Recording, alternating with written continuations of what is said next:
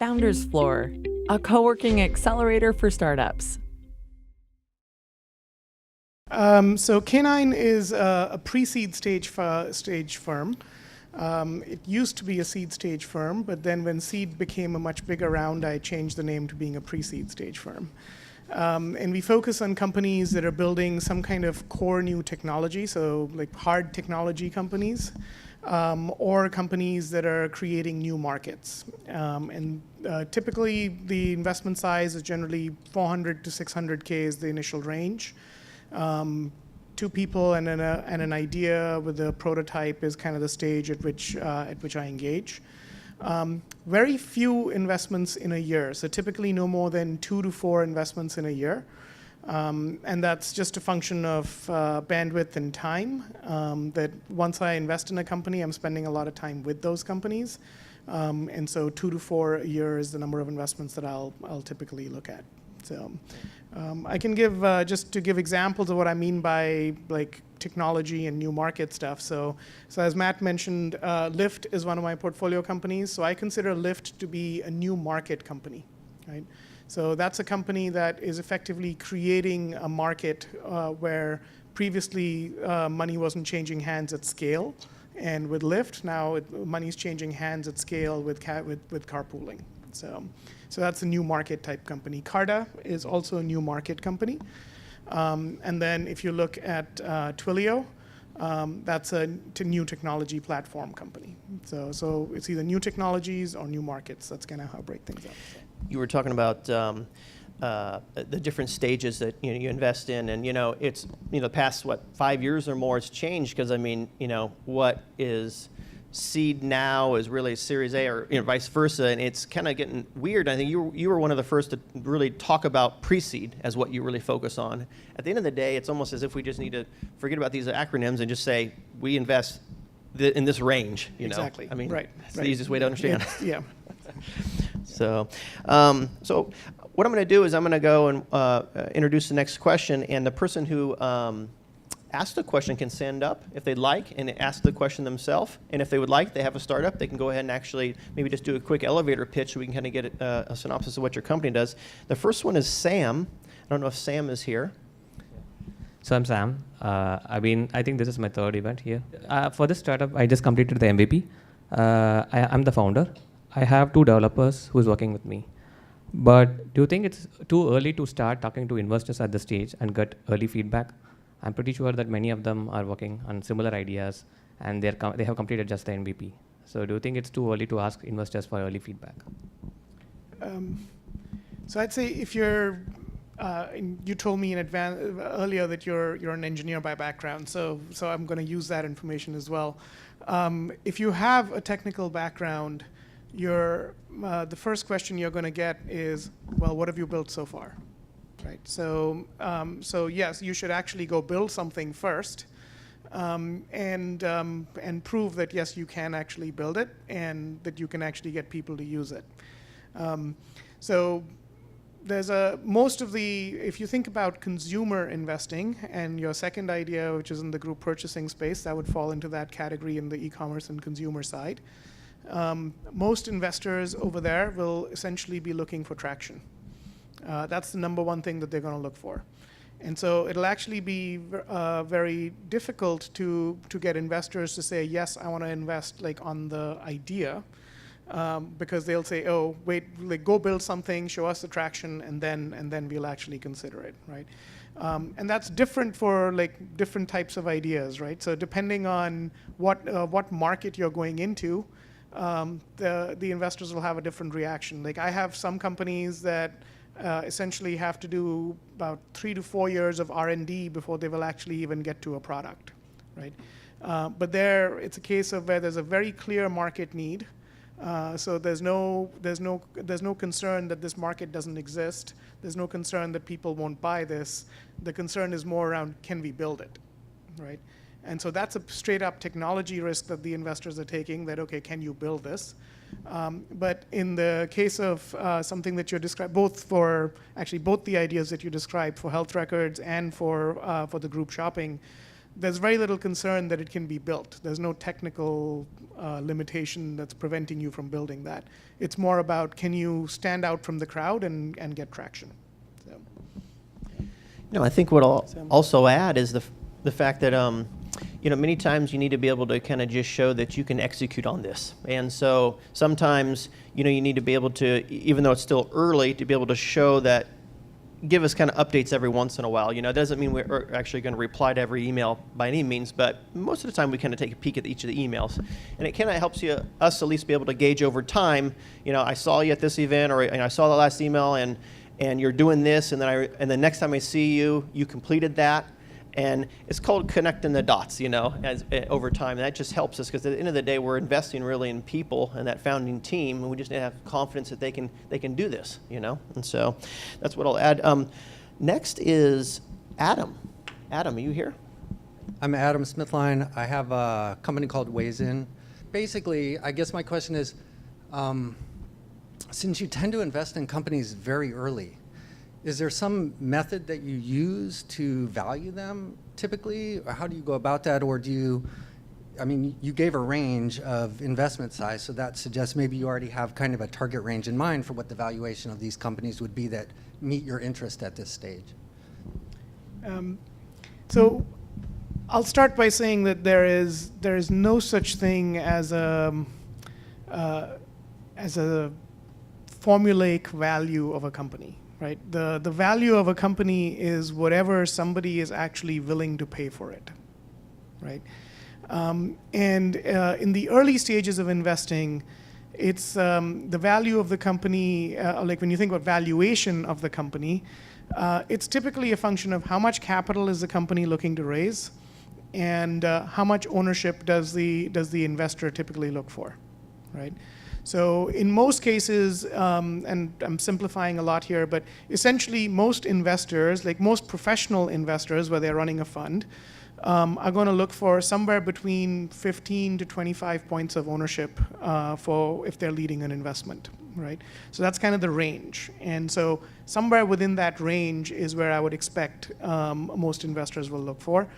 And then the rest is just a function of how much capital is the company raising, and is it at a stage where it can justify raising that amount of capital, right?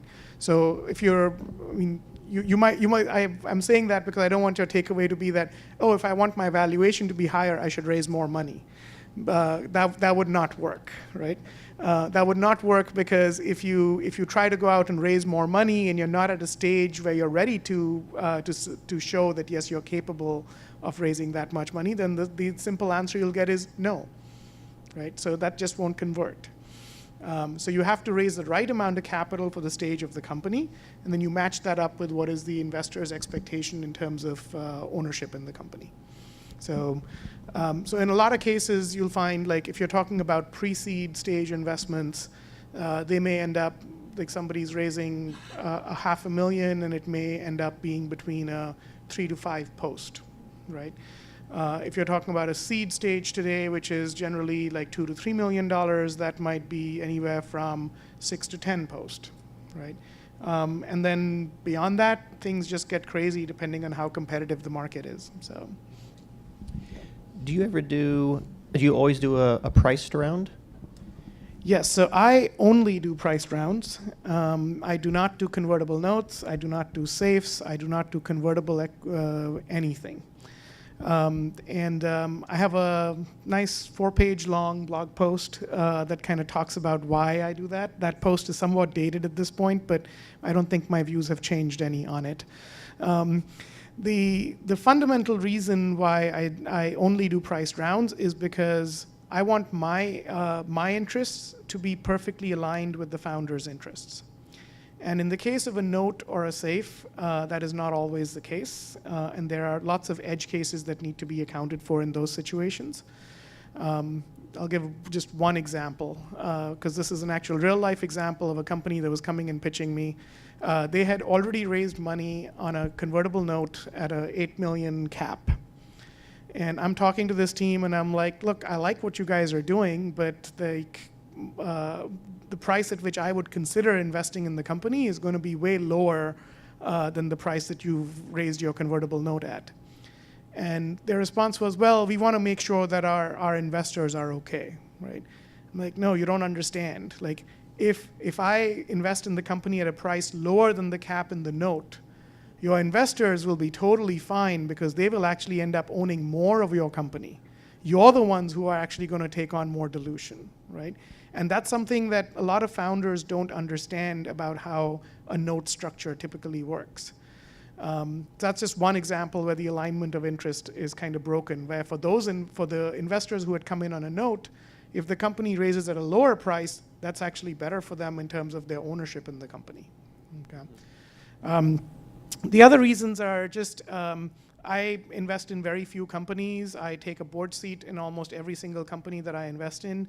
Most note structures and safe structures, there's typically no board in the company. There's no governance. I think it's better for companies and for founders to actually get kind of training wheels on what does it take what does it mean to actually have a board? What does it mean to actually get my options approved and like for employees? And just to kind of go through that process and learn in the early stages. Because otherwise what I've seen is the company will grow up and become a seed stage or a Series A company and they've never had a board before and they just don't know what to do. So I kind of use that as kind of this is the best time to learn, and then you're better off in the future from it. So. How do you have that conversation with founders where, the typical scenarios where they feel like their company's valued at X way higher than what you feel it as an investor? How do you kind of meet in the middle? How do you have that conversation? Because they'll say stuff like, everyone's doing safes now and convertible notes, so, how do you kind of walk them through into your logic of thinking?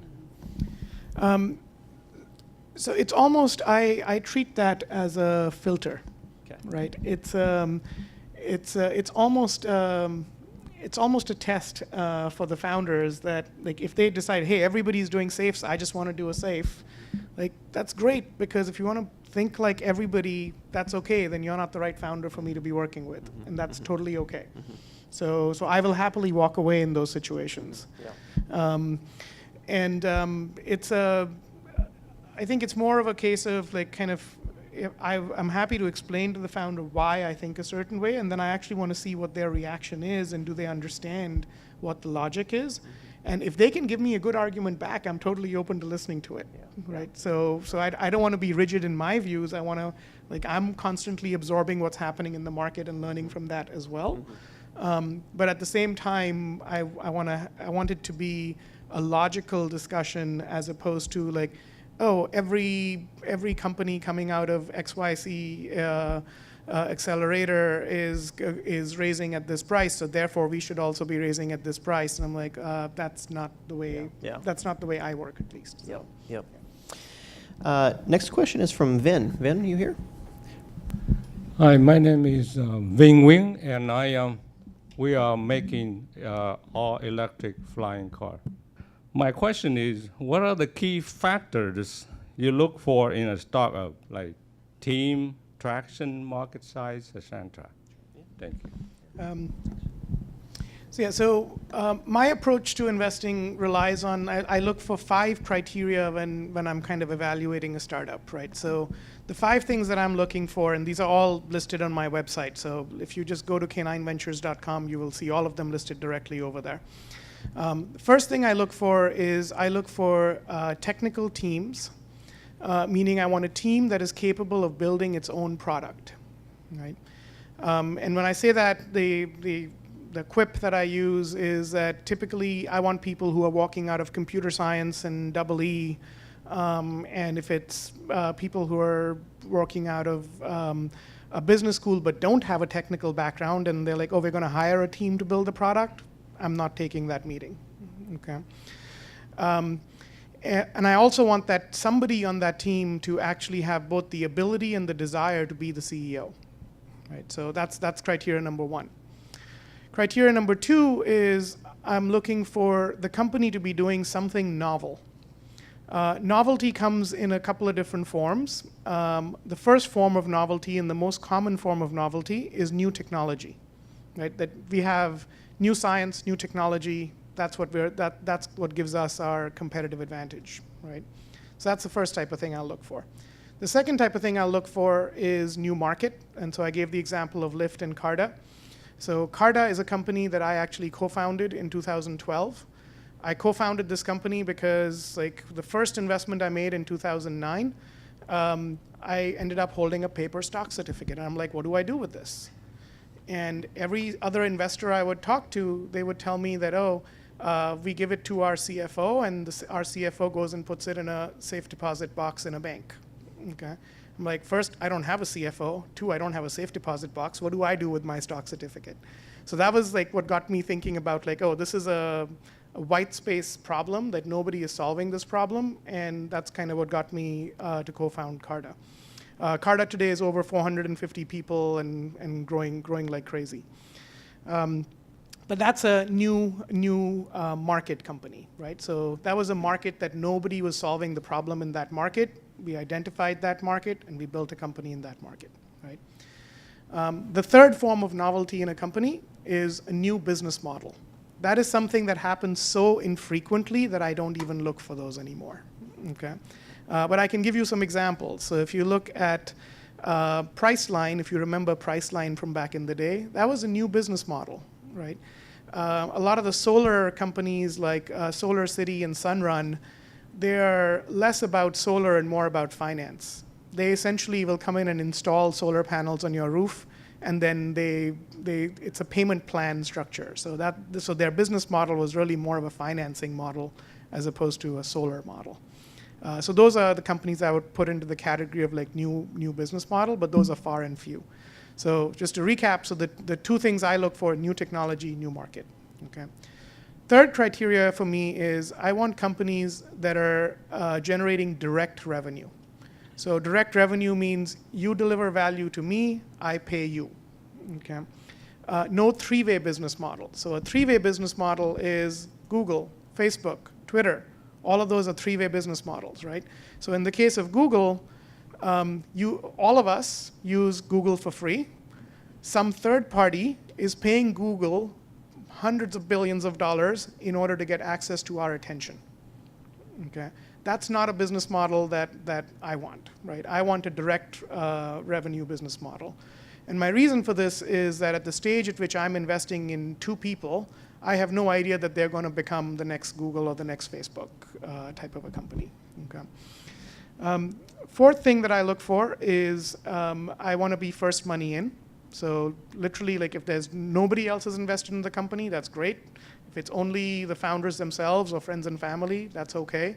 But if you've already raised money from another fund, that's probably not the right fit for me. And lastly, I only invest in the San Francisco Bay Area. So I want the founding teams to be based over here. I want the company to be built over here. So, okay. You were. Tough criteria to meet. Yes, so the comment is tough criteria to meet, and that is by design, right? So it's by design, and the reason why I even publish my criteria on the website is because I want people to go there and self-select, right? There's no point in somebody emailing me when I know that these are my criteria, right? So if you meet all 5 of these, then I'll take a look at the pitch deck. If you don't meet all 5 of these, then there's no point in wasting time. Yeah. So, one of the things you mentioned was technically led teams. You know, of course, you know, we love technically led teams here as well. And someone, you know, has to go and move into that CEO role, grow into that role. You know, sometimes it's that individual that's, you know, can speak the geek and have the gift of gab, which is a rare quality for both. But how do you have those conversations where you're just not for sure, you know, if this person can make that leap, you know? I mean, that's a very common problem. I mean, at the stage at which I'm investing, it's 2 people. It's typically first-time founders. How do you know that this person is actually going to become a great CEO? Like, you honestly don't. That just comes down to a gut call. Mm-hmm, mm-hmm. It's literally like, do I feel like this person has the desire, the ability, the commitment, the flexibility in order to actually learn quickly and adapt quickly. There's no formula for that. It just comes down to a gut call that I'm making. Mm-hmm. I work with a lot of founders who essentially I've seen them evolve over the years. I mean, so everybody talks about like, oh, like Lyft is one of my portfolio companies, right? So I met Logan and John when it was literally the two of them and one part-time developer, right? And they had just moved here from Santa Barbara, and they were trying to build essentially carpooling for universities to use. That's the stage at which I met Logan and John, right? I wanted to invest in them. We didn't come to agreement on terms initially.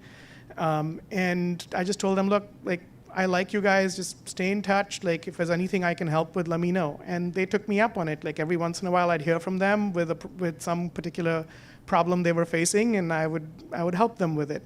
And I ended up investing in the company a year later. So I effectively took a year to get to know Logan and John before I did the investment. And it was great because like a year in, I had a much better idea of who they were as people, and I knew what drove them. And I could kind of see like what's the conviction that they have around like just reimagining transportation, right? And the most rewarding part of Lyft to me is actually seeing the evolution of Logan and John as founders and as leaders of that company. Like that is it's unbelievable to see. So, yeah. And to your point, connecting the dots over time too. It took you a long time to kind of come to the resolution, Correct. you know, Right. and that was helpful to be able to be touching a base every once in a while, you know, and watching their evolution. This kind of comes into a bigger question. Jess asked, have you ever invested in someone or a company without a warm intro? In other words, what are the ways that you like to be able to be connected with potential investment opportunities? And you know, it's always we'd like a warm intro from our content from our I'm network. running through my portfolio in my head to see like if there was any that came in through a cold intro. I don't think any did. Yeah. So pretty much every single company that I've invested in came in through a warm intro. Some of them were not some of them were not incredibly warm. So like I can think of one company in which case the founder of the company had reached out to and connected with another founder that I had already invested in, and kind of pitched that person first, and then convinced that person in order to make the intro, right? And so the founder that I'd already invested in, that founder didn't know this person super well, but the signal that I got from that intro was like, hey, you at least managed to convince one person, right? And the founder who I've already invested in is using some of their social capital in order to actually make the intro to me, and there's signal in that as well. So typically, it's rare from. I'll look at stuff that is coming in cold. So if you send me a cold email, it's not like it's going into the ether. I will actually read it, and I'll actually give credit to Matt for the original email that you sent to me. Okay. Right, that was a cold email. I think it was. Okay. Yeah. So that was a cold email, but Yep. but I could tell from reading your email that you had done your homework. Okay, you had a lot of sensible stuff in your email, and that was the reason I responded back to you, and that's the reason I'm here today, right? So it's not that I won't read a cold email, but it's just that it needs to be done thoughtfully.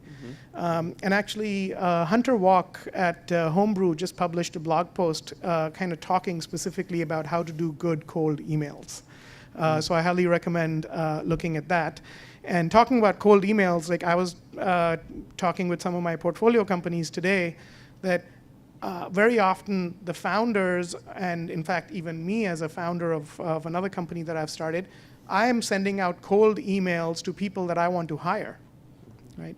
And what I write in those emails is important, and I cannot just send like the same old blast to every single person. I actually tailor what I'm saying to every single candidate that I'm reaching out to, right? So I'm recruiting for a company that I started last year, and I just went through that process for hiring engineers. Like I would reach out to people, and every single intro was personalized with an explanation of why I'm reaching out to them and what is the reason I want to connect with them. And it has to be legit. It can't just be a made-up reason, right? And so, like I've been on the receiving end of cold emails where somebody has gone to my website, looked at the 5 criteria that I mentioned, and they've literally done a line-by-line analysis of like, here's how we meet all 5 of these criteria. Like, great, you meet all 5 of these criteria, I'm ready to look at your pitch deck, right? So, Yeah. Hence why you list it on your site, you know. I mean, that's one of the filters, if you will, to make sure that people can even look at your portfolio and what your criteria are before they even reach out to you. Otherwise, they just blast you cold. Yeah. So one of the questions, well, no, I think the other thing is the fact is that there needs to be some filter at the end of the day, because we just get so much inbound, you know, and it's not like, go ahead. I'm just going to comment on the inbound. So my daughter was asking me the other day, like, how many emails do you have that you haven't responded to and stuff? And I'm like, the last time I was at inbox 0 was the day before my daughter was born. My daughter is now 9. So I've heard of your inbox 0. I've never experienced that. That's not a thing that happens anymore. So like I probably have like over like I think 3,500 emails that are still in my inbox, right? Yeah. And I take the approach of like I don't just archive emails without reading them, right? Mm-hmm. So the only time I will archive an email is if I've taken some action on it, right?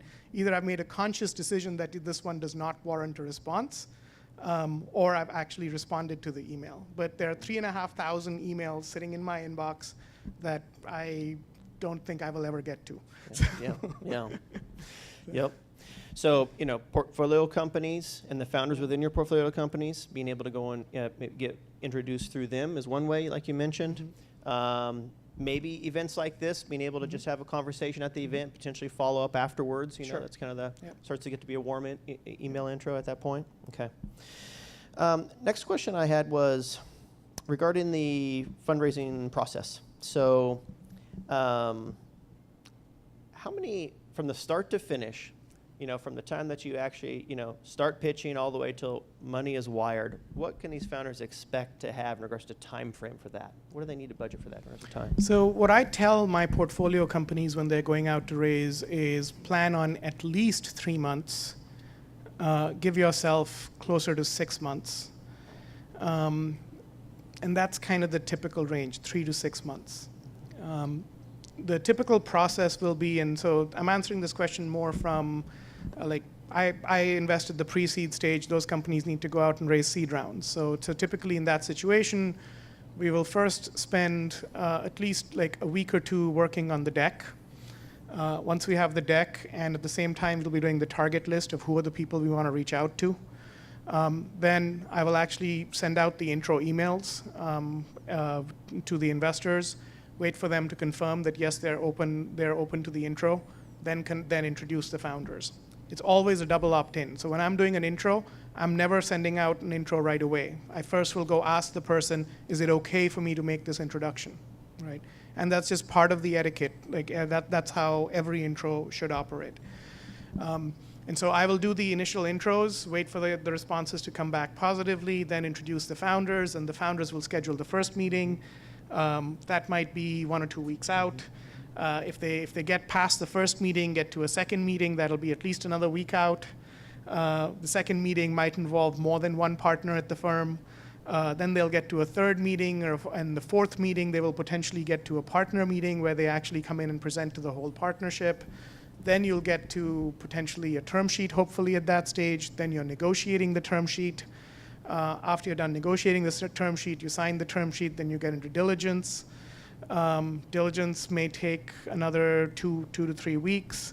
And meanwhile, the docs are being prepared, and then you get to a closing. So a really fast process will be 6 to 8 weeks. Typical process will be closer to 8 to 12 weeks. And then if your initial meetings don't convert to follow-on meetings and you need to open up a new wave of introductions, then you're just kind of adding on more time from there. So, Barmak, are you here?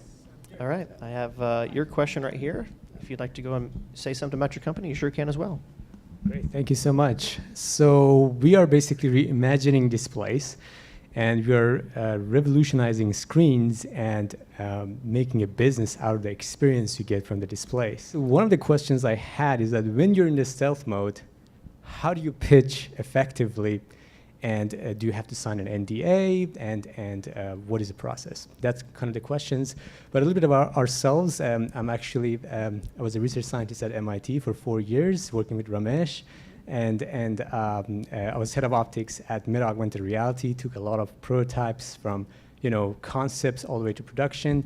My CTO is here also, Alok Mehta, also a PhD at Photonics. So, So that was your question right there? yes, as actually, I have a bunch of questions, Well, but how about this one right here? Do you sure. want- Yeah. So can you tell us about your most recent experience dealing with startup companies post-investment?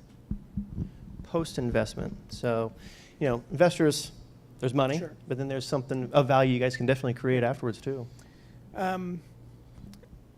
So I'll first comment. So love Ramesh's lab, like phenomenal people and phenomenal technology coming out of that. So yeah, in fact, I just looked at another company from his lab recently.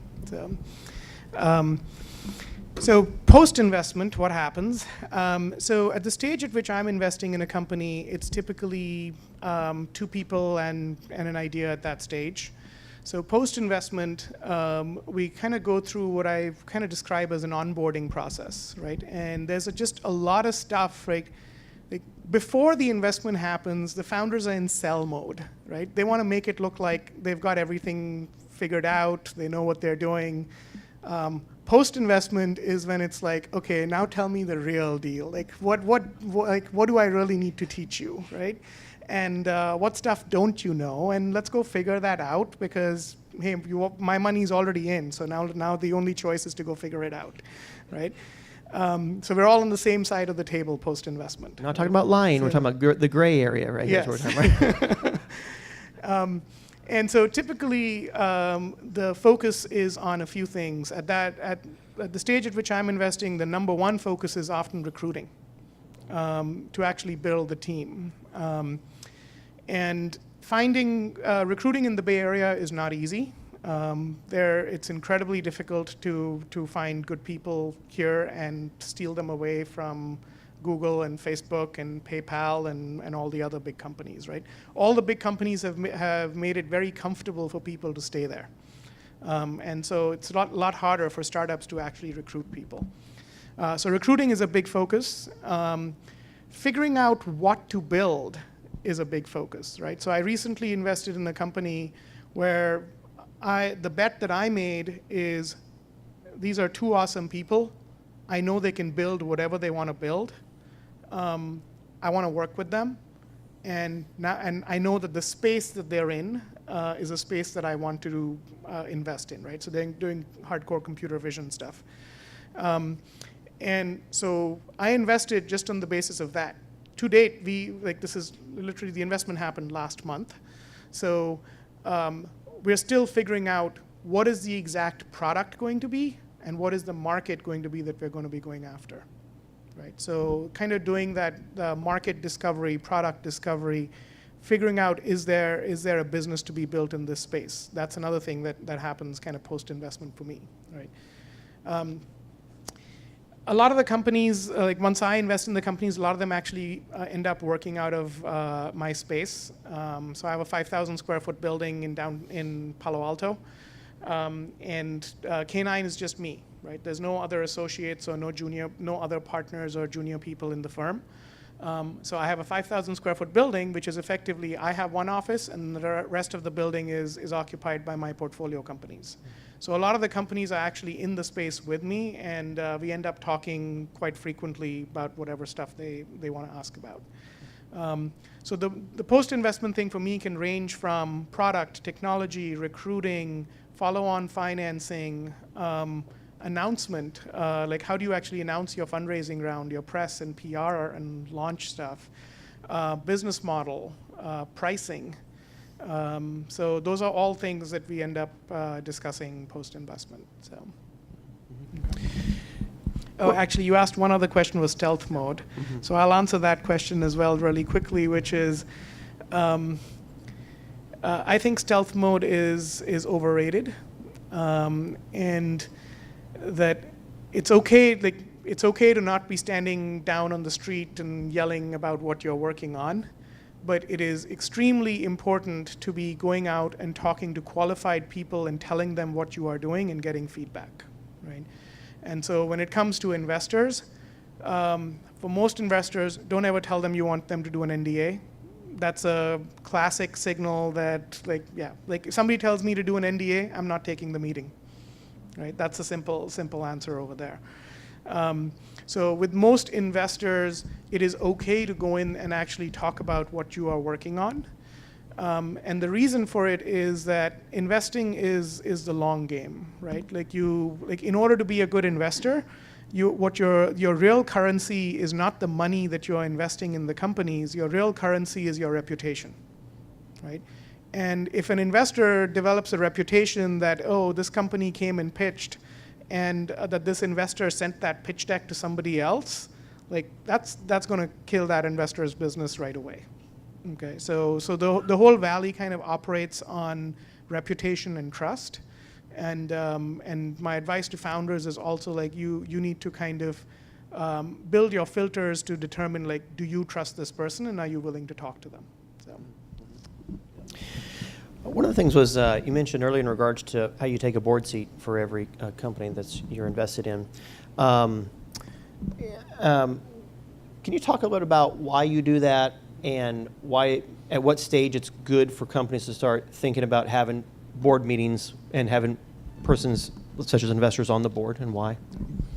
So at the pre-seed stage, yes, we set up a board. I take a board seat, but that board is typically like it's one preferred and two common, right? So effectively, one investor and two founders is kind of like the board structure at that point. So it's not an issue of control in the company or anything like that in any way. So I just want to like allay any concerns around that, right?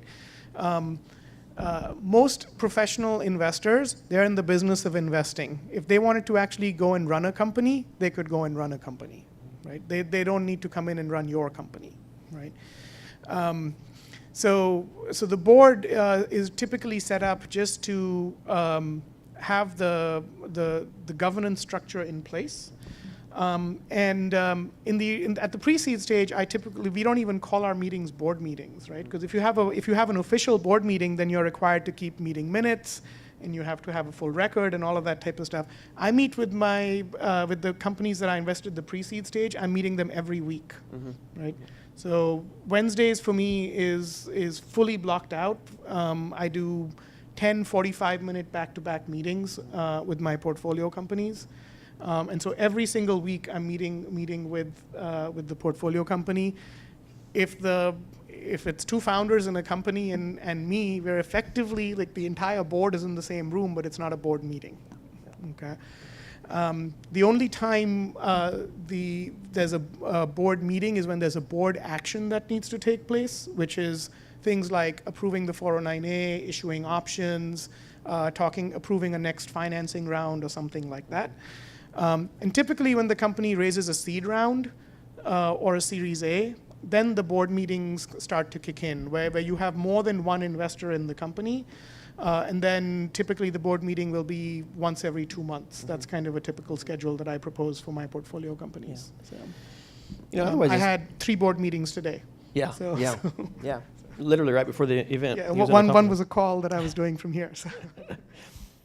I think it's important just for companies that we have here, they don't necessarily have board meetings, but it's really just to have kind of accountability and check-ins is what it is, because these, founders, they're head deep in this, their heads are in the weeds, if you will, and it's good to pop out and just kind of look at 30,000-foot view down. And sometimes that's what we help with a lot, Yeah. Sunil, you had a question here. We get asked this a lot, so I thought maybe I'd have somebody also answer this. So I'm working on building a software company for AI in healthcare. My question is more on the aspect of... It was in regards to full-time founders versus... Yeah, full-time founder versus part-time founder, because at the early stage, the founder has ideas and they're working on a prototype, but then they got to take that leap to become a full-time from their day job or other activities they have? Thanks. So I'll answer your first question around the healthcare thing. So I actually don't do anything in the healthcare space, mostly because I don't have any experience in, like so I didn't grow up in the US. I find the US healthcare system incredibly complicated to navigate, and I don't want to get into it. So that's kind of my honest answer to it. So to your question about like full-time versus part-time, I would say the answer there really depends on, it's kind of situational, right? So if it's, like as an investor, I only want to look at founders who are committed, right? And I really want this person to have an incredible amount of passion for what they're working on. And part of the proof of that passion is that, yes, you are willing to leave your job and actually take a risk on your own in order to go start something, right? So that level of commitment and is kind of a level that you need to meet in order to be like, that if an investor is going to put money into the company, they first want to see that the founders are committed. So in most cases, I would say having a full-time founder is essential, and a part-time founder is a red flag and probably not gonna go through the filters. Okay. There's one caveat there, and that's why I said it's situational. The caveat there is it really depends on, like if you're, I'm going to do this by example. If you're in your 20s, single, and you don't have any dependents or anything like that, then you should take the leap and go off and build what you want to build and try it, right? But if you've got kids, then it's possible that you cannot take that leap purely due to financial circumstances, right? So that's the one thing that I will actually use as like that investors should be considerate enough to actually take that into account when they're looking for whether the founders are full-time or not. And then the other signal to look for in case the founder is not full-time is how much progress have they made while not being a full-time founder, right? Like, are you truly working nights and weekends in order to build what you want to build, or is it just a slide deck, right? So there's different ways of kind of gauging that level of commitment. So.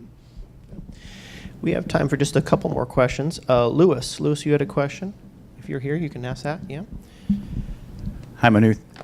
I have a fintech company outside your space totally, but we're developing new technology process for the mortgage industry tailored to what we call complex income and complex asset individuals.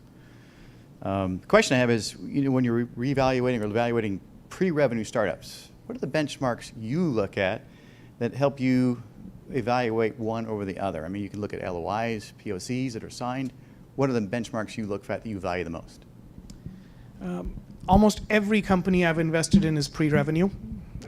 So I hardly have any companies that come in with actual revenue, just as a function of the stage at which I'm investing. The number one thing that I'm looking at is the founding team.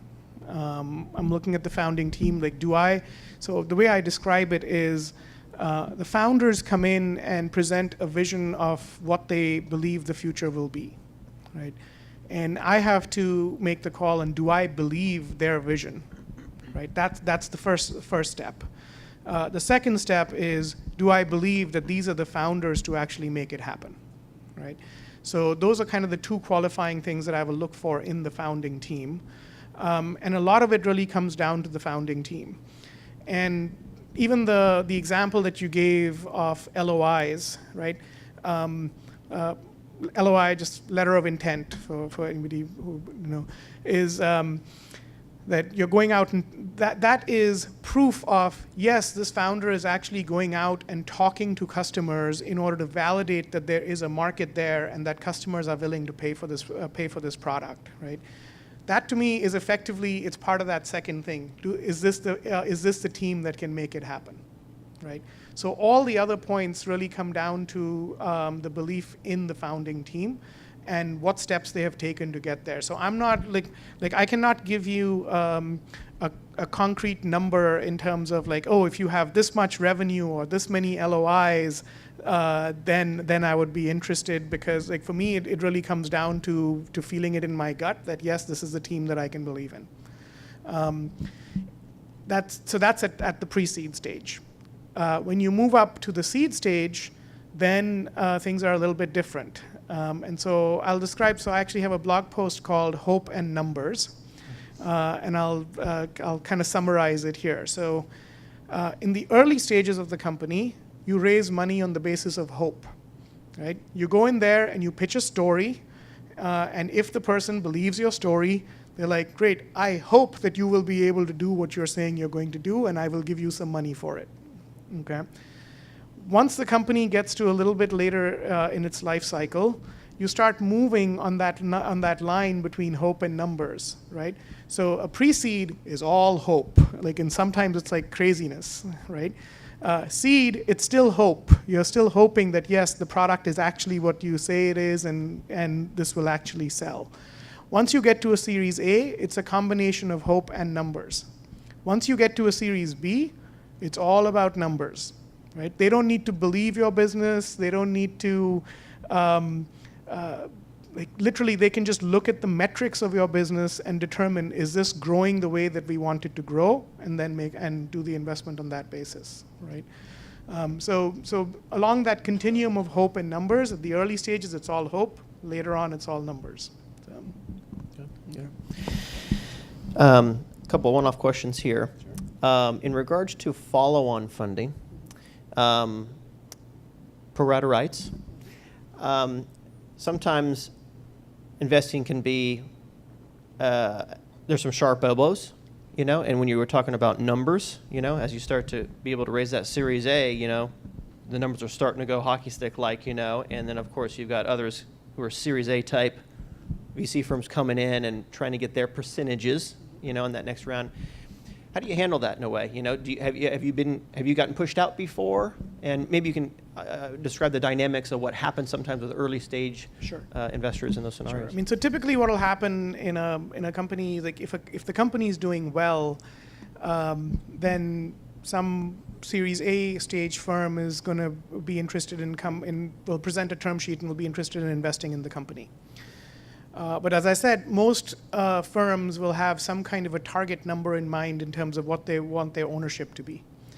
Now, if you have existing investors and the new investors want 20%, and the existing investors have 10%, and if they have the right to maintain their 10%, well, now you're actually giving up a lot more of the company in the financing round.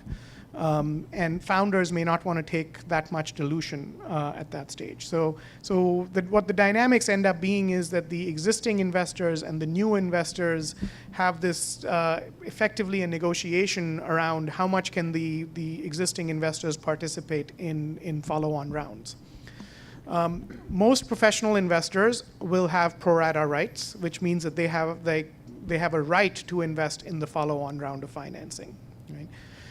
Some of the Series A players will come in and say, like, oh, we're not going to let you do that, right? And effectively, the sharp elbows come out where they're like, well, we want this much ownership, and if we can't get this much ownership, then we're just pulling the term sheet, right? And the company's like, well, I want to raise money, so I want to make sure I keep the term sheet.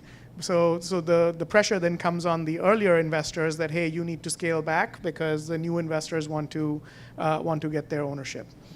So I take the view over here is that one, I invest in very few companies, and so my model is not one of I'm going to have 100 portfolio companies, and if 2 of them succeed, then that's not my model. My model is I'm investing in about 15 to 18 companies per fund. And so if I have a company that is going on to do a follow-on round, I am definitely taking my pro rata. And in fact, what I tell founders up front, right at the time that I invest in the company, like in the pre-seed stage, is my MO is going to be that at the pre-seed, I'm leading. At the seed round, I want to potentially do super pro rata, which means that I might want to do more than my pro rata amount, but I'm never going to ask for that in writing, the founder has to feel that I have earned it in order for me to get super pro rata. Right? So it's really up to the founders that they have to go to bat for me to say that, yes, I want this to be able to happen. Right? Now at the Series A, I'm typically doing pro rata, and at the Series B, I may scale back how much I'm investing in the company. So I set those expectations with founders right up front. So that's one part of the equation. And then the other part of it is I got into investing as a long-term play. I'm going to be in this business for, actually I'm approaching 10 years into it. When I started, I said 30 years, so I have at least another 20 years left. And if there's a VC fund that comes in, strong arms me into not getting my pro rata, I have a long memory. I'm going to remember that. The next time I have a company that's going out to raise, they're probably not going to be on my call list. Right? Yeah. So, and I've actually used that with somebody where I was trying to get my pro rata. It's like, look, you've invested in 2 of my companies already, and if I don't get my pro rata, you're not going to see a third one. Yeah. So. Yeah. Good. Last question, because Manu actually has another call right after this, so probably another board meeting, you know. Aziz, there was a question that you had here I'd like for you to ask if you'd like. Maybe say a little bit about your company as well. Yep. Thank you. Hi, my name is Aziz, and our company called Asora, and we are in this incubator. So we work with influencers on Instagram to monetize their presence at scale. So my question is, since this is new model, easy to replicate, we are in stealth mode right now, a lot of investors ask this question, what's your business mode? At the seed stage, it's hard to come up with something because you want to be a first mover in the market. You want to execute fast and do that stuff. So how important for you to have an answer to that question at that stage right away? At seed stage or pre-seed stage? It's a pre-seed stage. Pre-seed Yeah. stage, okay. So typically at the pre-seed stage, I don't expect the companies to have a clear business model. I actually expect them to, so I have a blog post on this called revenue development. So you've probably heard of customer development, but I actually think that a company also needs to do revenue development, which is actually iterating on the business model for the company, right? So I'll give you an example. So when we started Carta, the original business model that I had in my mind for Carta was, hey, it should just be a subscription business model. Companies should pay effectively $5 per month for every cert that they have issued, like $50 a year per certificate. That should be the business model. That was my original thinking around it. When we started the company and we went out and actually talked to the market, we figured out that people are not used to paying a subscription in this industry. They're used to paying a transaction fee. Right? So they would literally pay like, oh, I issue a certificate, I'll pay you $20, right? So that was so we had to change the business model from which we thought was going to be subscription to actually becoming a transactional business model of just $20 per issuance, $20 per transaction. A couple of years into it, customers started coming back and saying, hey, can we just pay you an annual amount and you just take care of like all of this stuff for us? And we're like, great, now we're ready to go back to being a subscription model, right? And so the business model that a company has may actually evolve as the company grows. And so I would be very surprised if somebody comes in and says, like, yes, this is our business model and here's how it's going to work. I fully expect it to change over time. So, okay. Last question, and most important question is, how did you come up with the name K9 Ventures? The name K9 Ventures comes from because most VCs are sheep, and I did not want to be a sheep. Is that true? That is true. I did not know that. Okay, I've even listed that on our website as well. So yes, most VCs are sheep, and that's being nice. The other description you'll hear is lemmings. That like once one person says yes, then everybody will say yes. Okay. And that's not my model. I want to be first money in a company, and so I have to be the first one to say yes. And I also happen to love dogs, and my dog goes to work with me every day, and so that's why we're K9 Ventures. So, Manu, we appreciate you spending your Tuesday with us. Thank you very much. Thank you.